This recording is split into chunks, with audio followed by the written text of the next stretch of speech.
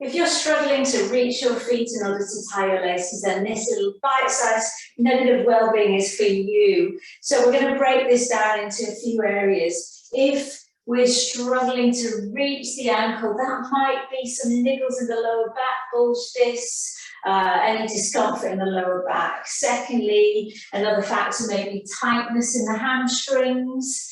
And also then we've got this flexion of the hip. So there's a movement in the hip, tightness in the hamstrings, and any vulnerability in the spine. So let's rewind and go through the mechanics of what we're trying to do. And I'm going to give you the first stage here of what we're going to do, or try to build into your routine when you go to bed at night. Let's have the knees bent, feet flat to the floor, and we'll work on that hip flexion with a passive hip flexion. So keeping your chin tucked into the chest, nice long line at the back of the neck. We're reaching for the thigh, and we're using the strength of the arms to start to draw the knee in towards the chest. Don't worry about how far it comes in. Over time, repetition, as you soften into the knee, will come a little bit closer in. So start with this. This alone, you can see we're mimicking that movement of reaching towards the ankle and then releasing. This should be nice and easing for your spine as well, this gentle movement of knee towards chest. So there you go, there's your stage one, no excuses. You can do this every night going to bed.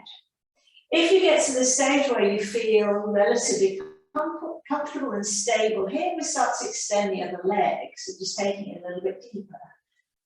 Again, side to side.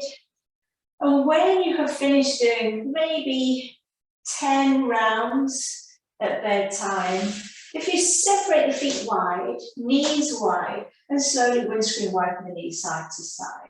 So that's just to ease out the hips where we've been working into those hip flexors. So there's your stage one. In bed, every night, 10 rounds, knee into the chest, only extending the other leg if you feel you've got scope to do that. Next one, onto the hamstrings. We'll meet sitting up. So your way of coming up, you want to roll onto one side and slowly push yourself up and legs come up. So if you have a chair nearby, here's one when we're sitting down, just to add in a little bit of hamstring stretch to your day. Start by having a nice position with the knees, ankles in line with the hips. We'll alternate. We'll first of all take, if you mirror me, your left leg into that straightened position, toes up to the ceiling. This alone might be tight for the back of your legs, in which case, give the backs of the legs a good squeeze, and let's just find a little bit of softening in the calf muscle, the hamstring if they're tight.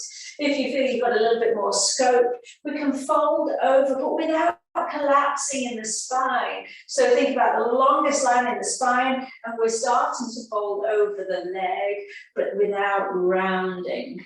Coming to a point where you feel a comfortable level of discomfort, nothing aggressive about it.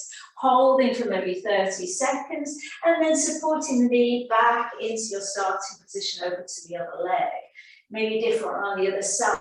So try and be gentle and kind, patient, finding the stretch to the back of the leg, only folding over if you feel you've got a little bit more scope, and using a good squeeze of the back of the leg to coax a little bit of softening into the back of the leg. So we've done hip flexion, hamstring releases, and now let's come up to standing.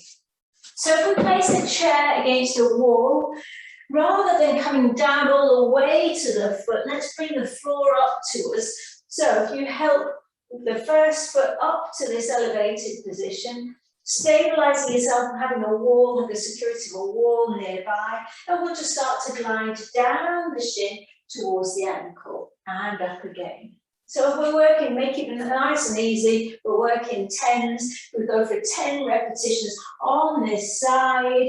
You can walk your hands up, you can come down less far, you can interlock the fingers and lean down over the thighs. So again, we're mimicking the same movement, but just from an upright position.